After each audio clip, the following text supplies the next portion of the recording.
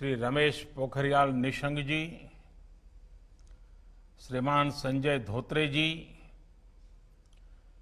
राष्ट्रीय शिक्षा नीति के प्रारूप को तैयार करने वाली समिति के अध्यक्ष डॉक्टर कस्तूरी रंगन जी, उनकी टीम के सम्मानित सदस्यगण, इस विशेष सम्मेलन में भाग ले रहे सभी राज्यों के शिक्षाविद, विद्वानगण, प्राचार्यगण, शिक्षकगण, देवी और सज्जनों, आज हम सभी एक ऐसे क्षण का हिस्सा बन रहे हैं जो हमारे देश के भविष्य निर्माण की नींव डाल रहा है। एक ऐसा क्षण है जिसमें नए युग के निर्माण के बीज पड़े हैं। राष्ट्रीय शिक्षा नीति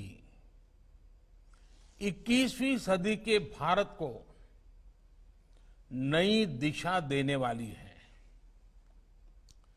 साथियों, पिछले 3 दशकों में दुनिया का हर क्षेत्र बदल गया,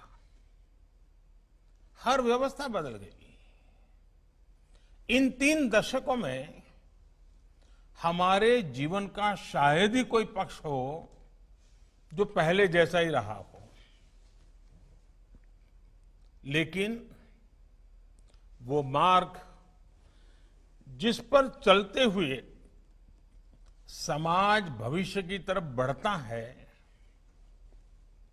हमारी शिक्षा व्यवस्था वो अब भी पुराने ढर्रे पर ही चल रही थी। पुरानी शिक्षा व्यवस्था को बदलना उतना ही आवश्यक था जितना किसी खराब हुए ब्लैक बोर्ड को बदलना आवश्यक होता है। जैसे हर स्कूल में पिनअप बोर्ड होता है, उसमें तमाम जरूरी कागज, स्कूल के जरूरी आदेश, बच्चों की बनाई पेंटिंग आदि आप लोग लगाते रहते हैं। ये बोर्ड हर कुछ समय में भर जाता है। उस पिनअप बोर्ड पर नई क्लास के नए बच्चों की नई पेंटिंग्स लगाने के लिए आपको बदलाव करना ही पड़ता है। नई राष्ट्रीय शिक्षा नीति भी नए भारत की नई उम्मीदों की, नई आवश्यकताओं की पूर्ति का एक सशक्त माध्यम है। इसके पीछे पिछले 4-5 वर्षों की कड़ी मेहनत है।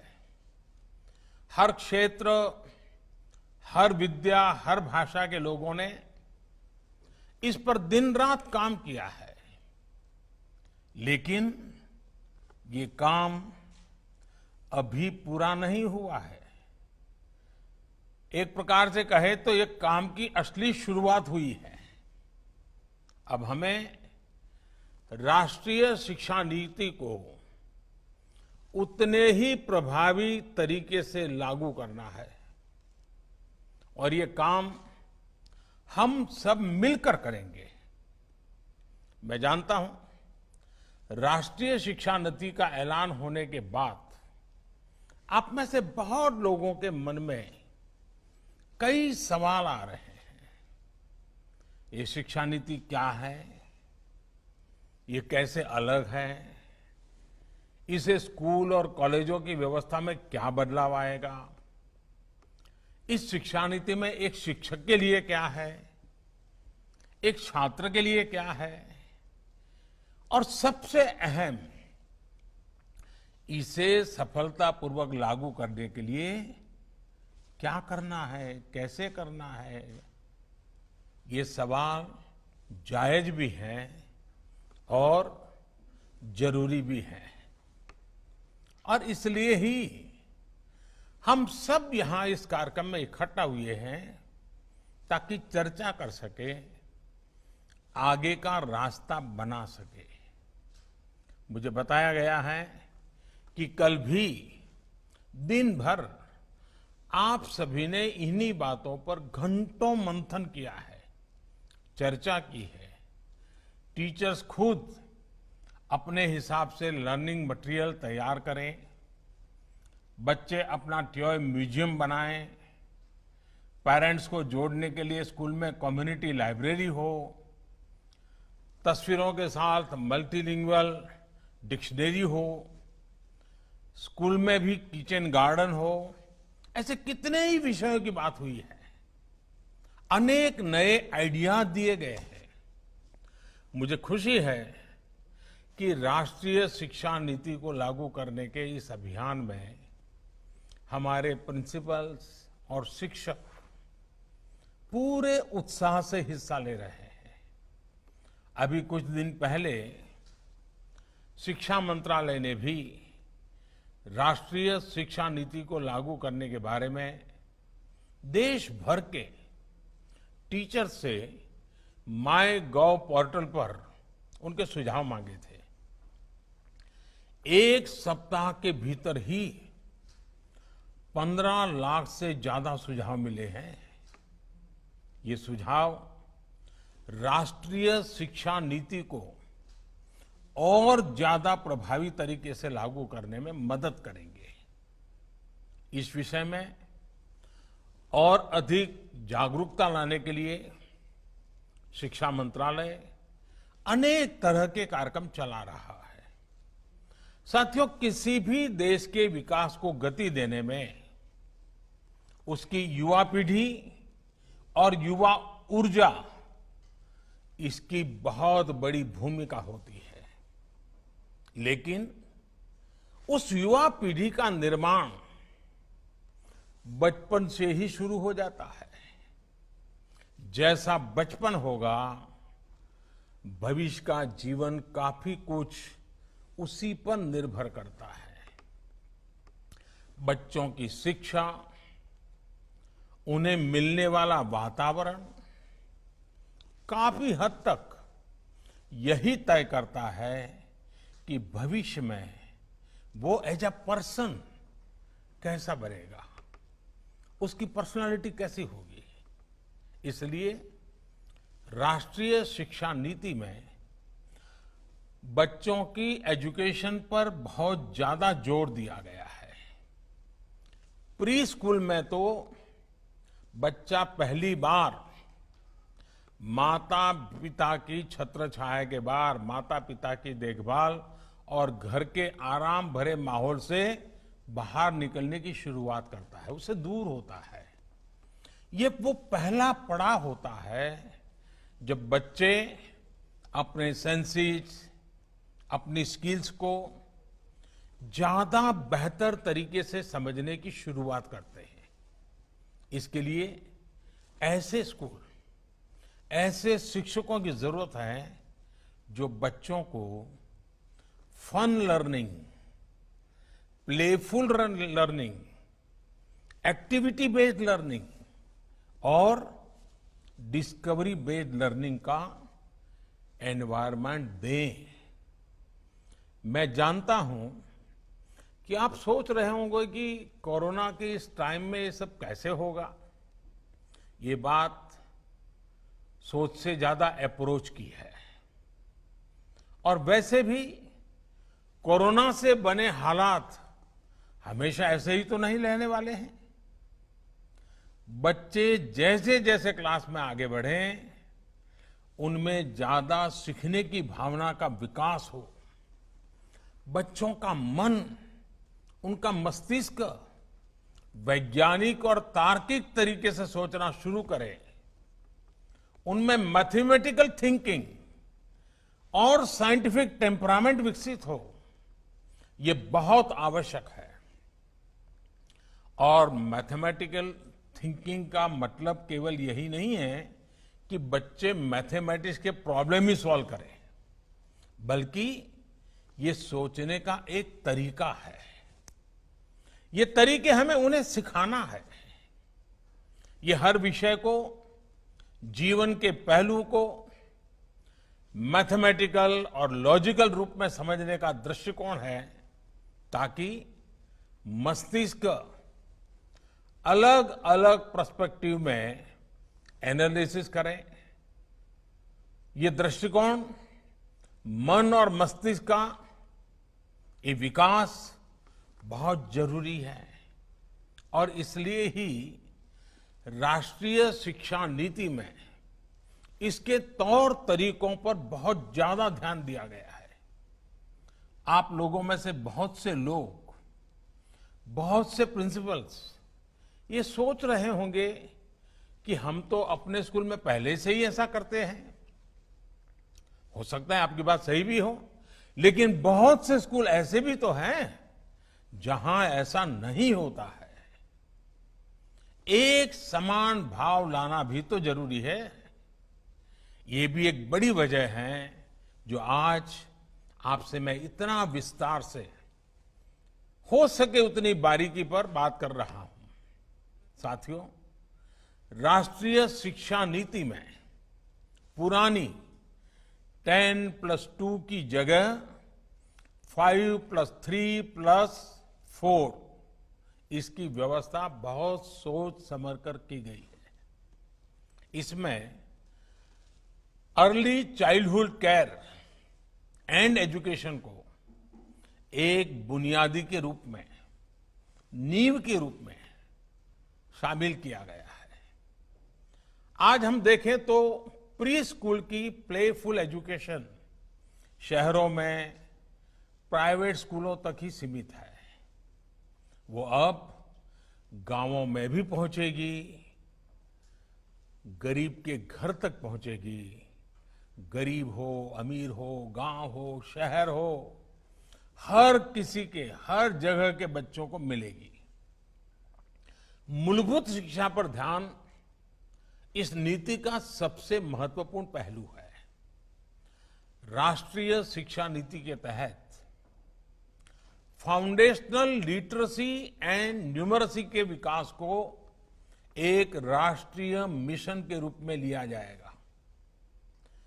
प्रारंभिक भाषा का ज्ञान, संख्या का ज्ञान, बच्चों में सामान्य लेख को पढ़ने और समझने की क्षमता का विकास, ये बहुत आवश्यक होता है। बच्चा आगे जाकर रीड टू लर्न करें, इसके लिए जरूरी है कि शुरुआत में वो लर्न टू रीड करना सीखे। लर्न टू रीड से रीड टू लर्न की ये विकास यात्रा फाउंडेशनल लिटरेसी एंड न्यूमरेसी के माध्यम से पूरी की जाएगी। साथियों, हमें ये सुनिश्चित करना है कि जो भी बच्चा तीसरी कक्षा पार करता है वो 1 मिनट में 30 से 35 शब्द तक आसानी से पढ़ पाए। इसे आप लोग ओरल रीडिंग फ्लुएंसी कहते हैं। जिस बच्चे को हम इस लेवल तक ला पाएंगे, शेप कर पाएंगे, सिखा पाएंगे, तो भविष्य में उस विद्यार्थी को बाकी सब्जेक्ट्स का कंटेंट समझने में और आसानी रहेगी। मैं इसके लिए आपको एक सुझाव देता हूं। ये जो छोटे छोटे बच्चे हैं, उनके साथ और 25-30 उनके दोस्त भी होंगे क्लास में। आप उनको कहिए कि चलो भाई, तुम कितनों के नाम जानते हो, बोलो। फिर कहो, अच्छा तुम कितनी तेजी से नाम बता सकते हो, बोलो। फिर कहिए कि तुम तेजी से भी बोलो और उसको वहां खड़ा भी करो। आप देखिए उतनी कितने प्रकार की टैलेंट डेवलप होने शुरू हो जाएगी और उसका कॉन्फिडेंस लेवल बढ़ जाएगा। फिर वही बातें बाद में लिखित रूप में रख करके उन्हीं अपने साथियों के नाम, चलो भाई तुम इसमें से किस किस के नाम बोलोगे, पहले फोटो रख करके दिखा सकते हैं, फिर शब्द लिख करके रखा सकते हैं। अपने ही दोस्तों की पहचान से वो सीखना शुरू कर दे। इसको लर्निंग की प्रक्रिया कहते हैं। इससे आगे की कक्षाओं में स्टूडेंट्स पर बोझ भी कम होगा, आप शिक्षकों पर भी बर्डन कम होगा। साथ ही बेसिक गणित जैसे counting, addition, subtraction, multiplication, division, ये सब भी बच्चे आसानी से समझ सकेंगे। ये तब संभव होगा जब पढ़ाई किताबों और क्लास की चार दीवारियों से बाहर निकालकर वास्तविक दुनिया से जुड़ेगी, हमारे जीवन से, आसपास के परिवेश से जुड़ेगी, आसपास की चीजों से, रियल वर्ल्ड से बच्चे कैसे सीख सकते हैं, इसका एक उदाहरण ईश्वर चंद्र विद्यासागर की एक जीवन कहानी में देखने को मिल रहा है। कहते हैं ईश्वर चंद्र विद्यासागर जी जब 8 साल के थे, उन्हें तब तक अंग्रेजी नहीं पढ़ाई गई थी। एक बार वो अपने पिता के साथ कोलकाता जा रहे थे। रास्ते में सड़क के किनारे उन्हें अंग्रेजी में लिखे माइलस्टोन्स दिखे। उन्होंने अपने पिता से पूछा कि यह क्या लिखा है। उनके पिताजी ने बताया कि इसमें कोलकाता कितनी दूर है ये बताने के लिए इंग्लिश में गिनती लिखी है। इस उत्तर से ईश्वरचंद्र विद्यासागर के बाल मन में और जिज्ञासा बढ़ी। वो पूछते रहे और उनके पिताजी उन मील के पत्थरों पर लिखी गिनती बताते रहे और कोलकाता पहुंचते पहुंचते ईश्वर चंद्र विद्यासागर पूरी इंग्लिश की काउंटिंग सीख गए। 1 2 3 4 7 8 9 10 उनको आ गया। ये है जिज्ञासा की पढ़ाई, जिज्ञासा से सीखने और सिखाने की शक्ति।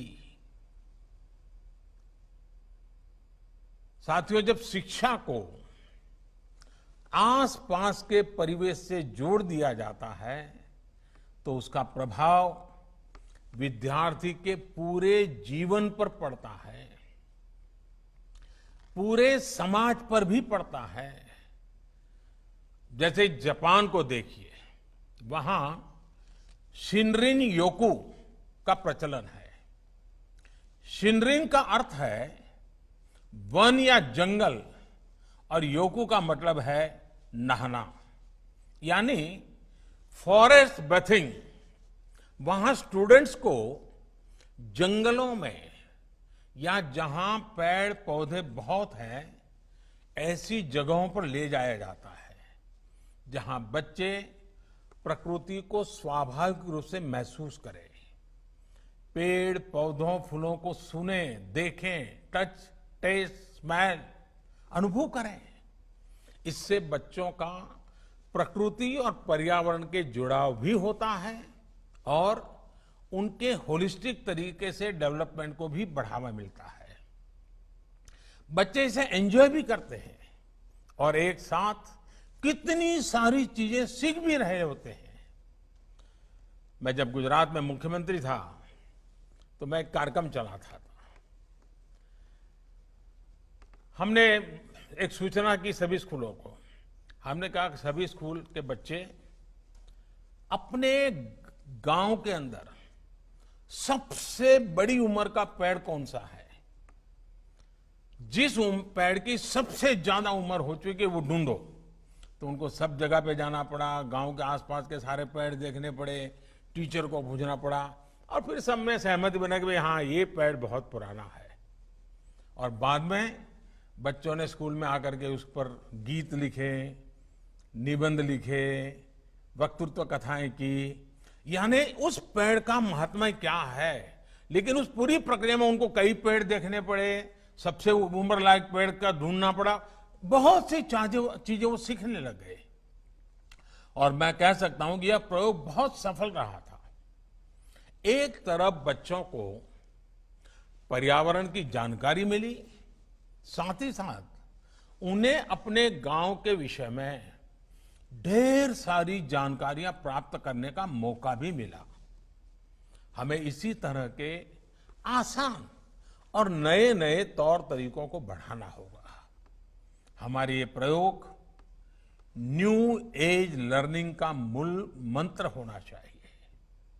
एंगेज, एक्सप्लोर, एक्सपीरियंस, एक्सप्रेस और एक्सेल, यानी कि स्टूडेंट्स अपने रुचि के हिसाब में गतिविधियों में, घटनाओं में, प्रोजेक्ट्स में एंगेज हो,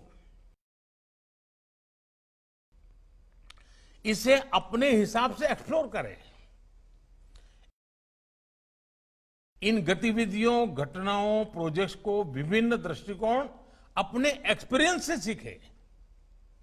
ये उनका पर्सनल एक्सपीरियंस हो सकता है या कोलैबोरेटिव एक्सपीरियंस हो सकता है। फिर बच्चे रचनात्मक तरीके से एक्सप्रेस करना सीखे। इन सब को मिलाकर ही फिर एक्सेल करने का रास्ता बनता है।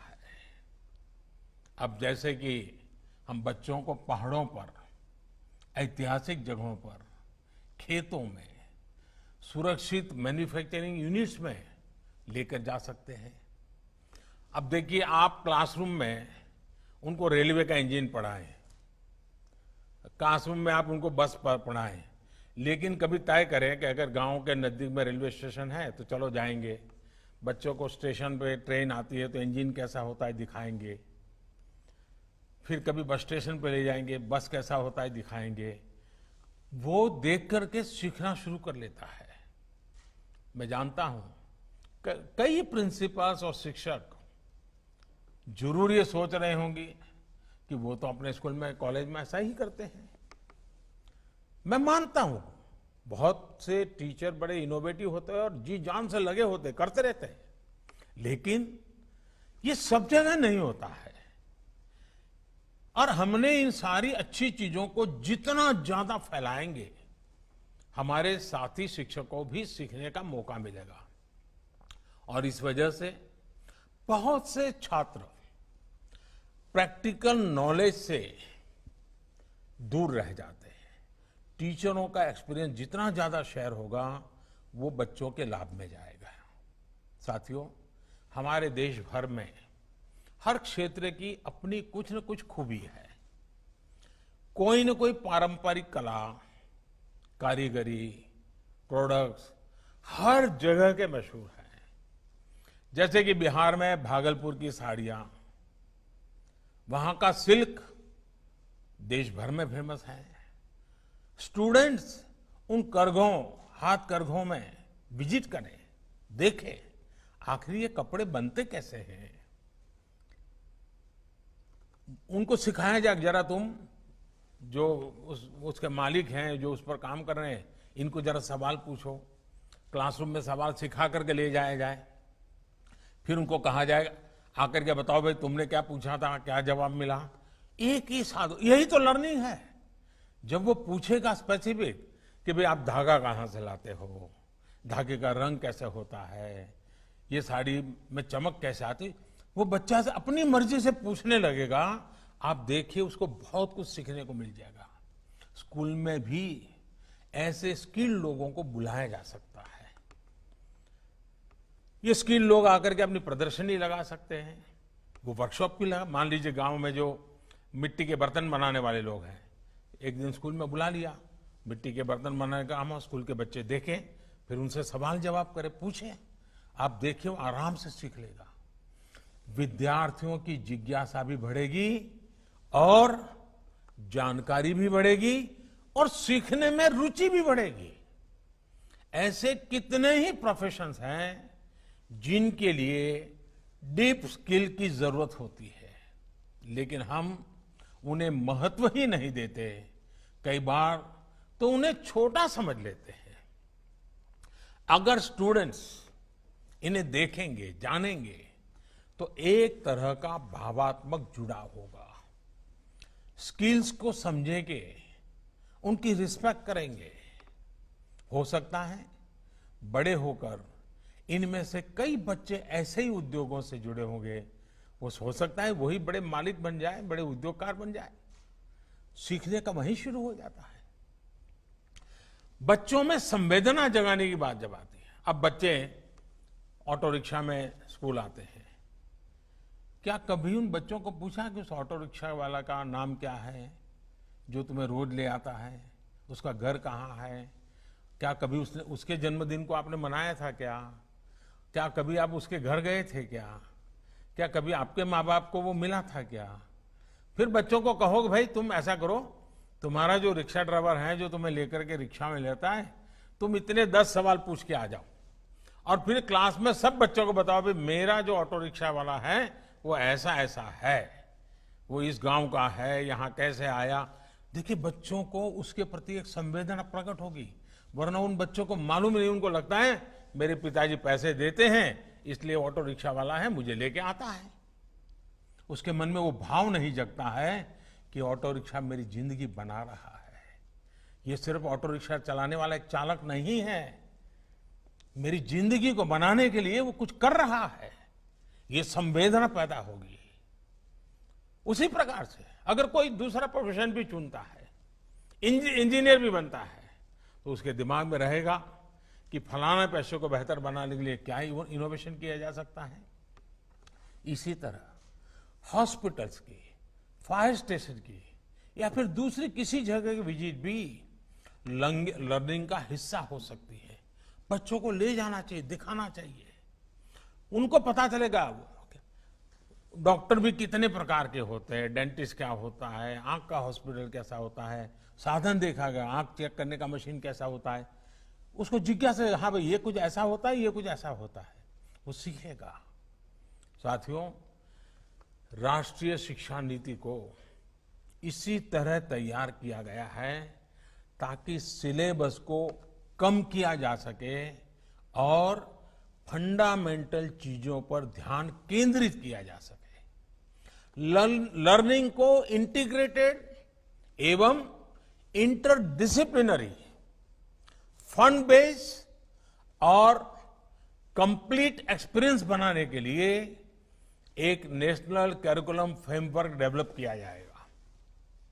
ये भी तय किया गया है कि 2022 में जब हम आजादी के 75 वर्ष मनाएंगे तो हमारे स्टूडेंट्स इस नए करिकुलम के साथ ही नए भविष्य की तरफ कदम बढ़ाएंगे। ये भी फॉरवर्ड लुकिंग, फ्यूचर रेडी और साइंटिफिक करिकुलम होगा। इसके लिए सभी के सुझाव लिए जाएंगे और सभी के सुझाव और मॉडर्न एजुकेशन सिस्टम को इसमें समाहित किया जाएगा। साथियों, भविष्य की दुनिया हमारी आज की दुनिया से काफी अलग होने वाली है। हम इसकी जरूरतों को अभी से देख सकते हैं, सेंस कर सकते हैं। ऐसे में हमें अपने स्टूडेंट्स को 21st सेंचुरी की स्किल्स के साथ आगे बढ़ाना है। ये 21st सेंचुरी की स्किल्स क्या होगी? ये होगी critical thinking, creativity, collaboration, curiosity और कम्युनिकेशन। हमारे students sustainable future, sustainable science को समझे, उस दिशा में सोचे, ये सब आज समय की मांग है, बहुत जरूरी है। और इसलिए छात्र शुरुआत से ही कोडिंग सीखे, आर्टिफिशियल इंटेलिजेंस को समझे, internet of things, cloud computing, data science और रोबोटिक्स, इससे जुड़े सारी बातों को भी उसके परिचय में उसको लाना होगा, हमें इसको देखना होगा। साथियों, हमारी पहले की जो शिक्षा नीति रही है उसने हमारे स्टूडेंट्स को बहुत ही बांध भी दिया था। जैसे उदाहरण के तौर पर लें तो विद्यार्थी साइंस लेता है, वो आर्ट्स या कॉमर्स नहीं पढ़ सकता था। आर्ट्स कॉमर्स वालों के लिए मान लिया गया कि ये हिस्ट्री, ज्योग्राफी, अकाउंट्स इसलिए पढ़ रहे हैं क्योंकि ये साइंस नहीं पढ़ सकते।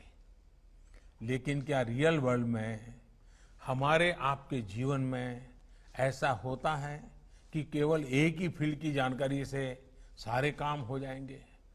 हकीकत में सभी विषय एक दूसरे के साथ जुड़े हुए हैं। हर लर्निंग इंटर रिलेटेड है। स्टूडेंट्स कोई एक विषय ले लेते हैं, बाद में उन्हें लगता है कि वो दूसरे किसी क्षेत्र में ज्यादा बेहतर कर सकते हैं, लेकिन वर्तमान व्यवस्था बदलाव का, नई संभावनाओं से जुड़ने का अवसर ही नहीं देता। बहुत से बच्चों के ड्रॉप आउट होने का सबसे बड़ा कारण भी यही होता है और इसलिए राष्ट्रीय शिक्षा नीति छात्रों को कोई भी विषय चुनने की आजादी दी गई है। मैं समझता हूं कि सबसे बड़े सुधार के तौर पर हम इसे देख सकते हैं। अब हमारे यहां युवा को साइंस, ह्यूमैनिटी या कॉमर्स में से किसी एक ब्रैकेट में फिट होने की जरूरत नहीं है। देश के हर स्टूडेंट्स को उसकी प्रतिभाओं को अब पूरा मौका मिलेगा। साथियों, राष्ट्रीय शिक्षा नीति एक और बहुत बड़ी समस्या को भी एड्रेस करती है। यहां तो बड़े बड़े अनुभवी और जानकार लोग मेरे सामने उपस्थित हैं। आपने जरूर महसूस किया होगा कि हमारे देश में लर्निंग ड्रिवन एजुकेशन की जगह, कोई बुरा मत मानना, लेकिन हकीकत है आज स्थिति यह है, मार्क्स और मार्कशीट ये एजुकेशन हावी है। लर्न तो बच्चे तब भी कर रहे होते हैं जब वो खेल रहे होते हैं, जब वो परिवार में बात कर रहे होते हैं, जब वो बाहर आपके साथ घूमने जाते हैं। लेकिन अक्सर माता पिता भी बच्चों से ये नहीं पूछते हैं कि बेटे तुमने क्या सीखा, बेटी तुमने क्या सीखा, नहीं पूछते हैं। पूछते हैं तो क्या पूछते हैं? यही पूछते हैं कि मार्क्स कितने आए। हर चीज वहीं जाकर के अटक जाती है।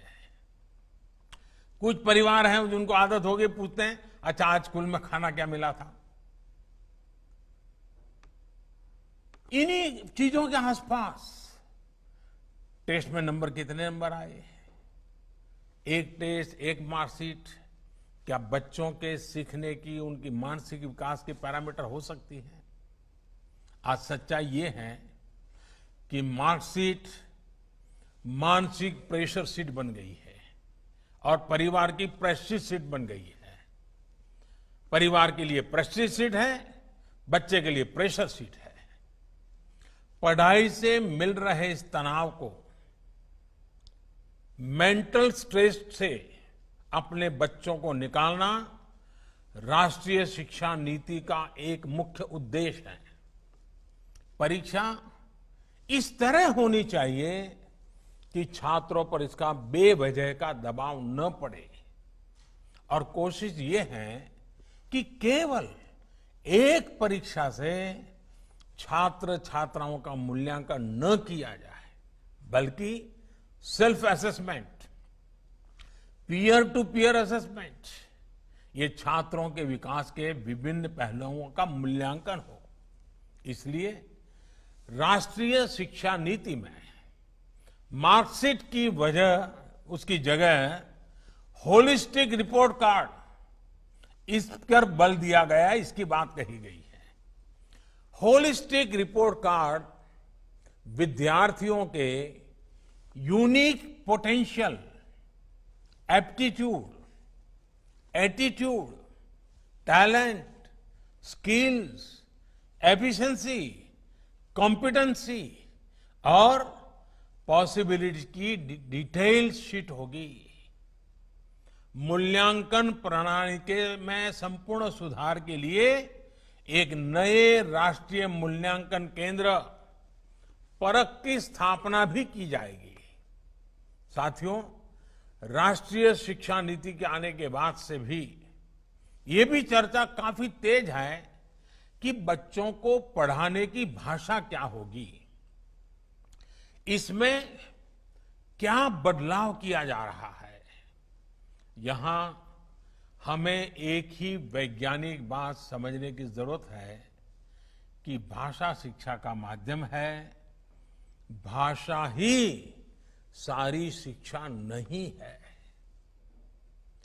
किताबी पढ़ाई में फंसे फंसे कुछ लोग ये फर्क ही भूल जाते हैं और इसलिए जिस भी भाषा में बच्चा आसानी से सीख सके, चीजें लर्न कर सके, वही भाषा पढ़ाई की भाषा होनी चाहिए। ये देखना जरूरी है कि जब बच्चे को हम पढ़ा रहे हैं तो जो हम बोल रहे हैं क्या वो समझ पा रहा है, समझ रहा तो कितनी आसानी से समझ रहा है। कहीं ऐसा तो नहीं है कि विषय से ज्यादा बच्चे की ऊर्जा भाषा को समझने में ही खप रही है। इन्हीं सब बातों को समझते हुए ज्यादातर देशों में भी आरंभिक शिक्षा मातृभाषा में ही दी जाती है। आप में से बहुत से लोग ये जानते होंगे कि 2018 में programme for international student assessment PISA की टॉप रैंकिंग वाले जितने देश थे, जैसे कि Estonia, Ireland, Finland, Japan, South Korea, Poland, इन सब देशों में प्राथमिक शिक्षा मातृभाषा में ही दी जाती है। ये बात स्वाभाविक है कि जिस भाषा को सुनते हुए बच्चे पलते हैं, जो भाषा घर की भाषा होती है, उसी में बच्चों की सीखने की गति बेहतर होती है। वरना होता यह है कि बच्चे जब किसी दूसरी भाषा में कुछ सुनते हैं तो पहले वो मन में उसे अपनी भाषा में ट्रांसलेट करते हैं, फिर उसको समझते हैं। बाल मन में ये बड़ी उलझन पैदा करती है, बहुत स्ट्रेस देने वाली बात होती है। इसका एक और पहलू भी है।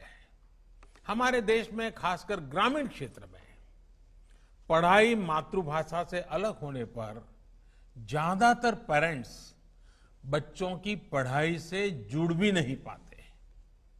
ऐसे में बच्चों के लिए पढ़ाई एक सहज प्रक्रिया नहीं रह जाती, बल्कि पढ़ाई स्कूल की एक ड्यूटी बन जाती है। पेरेंट्स और स्कूल के बीच में एक खाई हो जाती है, एक दीवार हो जाती है। इसलिए जहां तक संभव हो, कम से कम ग्रेड 5 कक्षा 5 तक शिक्षा का माध्यम मातृभाषा, स्थानीय भाषा रखने की बात राष्ट्रीय शिक्षा नीति में कही गई है। मैं देखता हूं कुछ लोग इसे लेकर भ्रम में भी रहते हैं। राष्ट्रीय शिक्षा नीति में मातृभाषा के अलावा कोई अन्य भाषा सीखने सिखाने पर कोई प्रतिबंध नहीं है, कोई रोक नहीं लगाई गई है। अंग्रेजी के साथ जो भी विदेशी भाषाएं अंतर्राष्ट्रीय पटल पर सहायक है, अगर बच्चों का मन करता है जरूर पढ़े, सीखें, किसी को इतराज नहीं है। और जितना ज्यादा सीखेगा अच्छा ही होगा। लेकिन साथ साथ सभी भारतीय भाषाओं को भी प्रमोट किया जाएगा ताकि हमारे युवा देश के अलग अलग राज्यों की भाषा, वहां की संस्कृति से परिचित हो सके, हर क्षेत्र का एक दूसरे से रिश्ता मजबूत हो। साथियों, राष्ट्रीय शिक्षा नीति की इस यात्रा के पथ प्रदर्शक आप सभी हैं, हमारे देश के शिक्षक हैं। चाहे नए तरीके से लर्निंग हो, चाहे परख के जरिए नई परीक्षा हो, स्टूडेंट को इस नई यात्रा पर लेकर शिक्षक को ही जाना है। और ये बात साफ है कि हवाई जहाज, प्लेन कितना भी एडवांस क्यों न हो, उड़ाता पायलट ही है। इसलिए ये सभी शिक्षकों को भी काफी कुछ नया लर्न करना है, काफी कुछ पुराना अनलर्न भी करना है, पुराना भूलना भी है। 2022 में जब आजादी के 75 वर्ष पूरे होंगे, तब भारत का हर स्टूडेंट राष्ट्रीय शिक्षा नीति द्वारा तय किए गए दिशा निर्देशों में पढ़े। ये हम सबकी सामूहिक जिम्मेदारी है। मैं सभी शिक्षकों, प्रशासकों, स्वयंसेवी संगठनों और अभिभावकों से आह्वान करता हूं कि वे इस राष्ट्रीय मिशन में अपना सहयोग दें। मुझे पूरा विश्वास है कि आप सभी शिक्षकों के सहयोग से देश राष्ट्रीय शिक्षा नीति को सफलतापूर्वक लागू कर पाएगा। मैं अपनी बात समाप्त करने से पहले शिक्षकों के माध्यम से एक बात आग्रह से कहना चाहूंगा कि कोरोना के काल में, इस संकट की घड़ी में आप भी औरों को जिन मर्यादाओं का पालन करना है वो बार बार बताते रहें, बार बार सिखाते रहें। 2 गज की दूरी की बात हो, मास्क या फेस कवर की बात हो, अपने परिवार में बुजुर्गों को पूरा ख्याल रखने की बात हो, स्वच्छता की बात हो, बाहर कहीं थूकने वगने की बात न, गलतियां न हो। ये इस लड़ाई को लड़ने का नेतृत्व भी हम सबको करना है और शिक्षक बड़ी आसानी से कर सकते हैं, बड़ी आसानी से बात घर घर पहुंचा सकते हैं। और शिक्षक जब कोई बात करते हैं तो स्टूडेंट बहुत विश्वास के साथ मानता है। स्टूडेंट के सामने प्रधानमंत्री ने ये कहा कहोगे और मेरे शिक्षक ने ये कहा कहोगे तो मैं दावे से कहता हूं, स्टूडेंट प्रधानमंत्री ने कहा है उस पर 4 सवाल करेगा, लेकिन शिक्षक ने कहा है उस पर एक भी सवाल नहीं करेगा। वो घर जाकर के बताएगा कि मेरे टीचर ने कहा है। ये श्रद्धा, ये विश्वास बालक के मन में पड़ा हुआ है। ये आपकी बहुत बड़ी पूंजी है, ये आपकी बहुत बड़ी शक्ति है। और इस क्षेत्र से जुड़े हुई कई पीढ़ियों ने तपस्या कर करके इसे आपको विरासत में दिया है। और जब ऐसी चीज आपको विरासत में मिली है, तब आपका दायित्व भी बहुत बढ़ जाता है। मुझे विश्वास है मेरा देश का शिक्षक वृंद भारत के उज्जवल भविष्य के लिए इसको एक मिशन के रूप में लेगा, मन लगा करके करेगा। देश का एक एक बालक आपकी शिक्षा को ग्रहण करने के लिए तैयार होता है, आपके आदर्शों का पालन करने के लिए तैयार होता है, आपके इरादों को चरितार्थ करने के लिए तैयार होता है। वो दिन रात मेहनत करने के लिए तैयार होता है। अगर एक बार शिक्षक कह दे, वो सब कुछ मानने को तैयार होता है। मैं समझता हूं कि माँ बाप, शिक्षक, शिक्षक संस्थान, सरकारी व्यवस्था, हम सब ने मिल करके इस काम को करना है। मुझे विश्वास है कि ये जो ज्ञान यज्ञ चल रहा है, ये जो शिक्षा पर्व चल रहा है, 5 सितंबर से लेकर के लगातार अलग अलग क्षेत्र के लोग इसको आगे बढ़ाने के लिए काम में लगे हैं। ये प्रयास बहुत ही अच्छे परिणाम लाएगा, समय से पहले परिणाम लाएगा और सामूहिक कर्तव्य के भाव के कारण होगा। इस विश्वास के साथ मैं फिर एक बार आप सबका बहुत बहुत धन्यवाद करता हूं, आप सबको बहुत बहुत शुभकामनाएं देता हूं और हमेशा हमेशा मैं टीचर को नमन करता हूं। आज वर्चुअल माध्यम से भी आपको नमन करते हुए मैं मेरी वाणी को विराम देता हूं। बहुत बहुत धन्यवाद।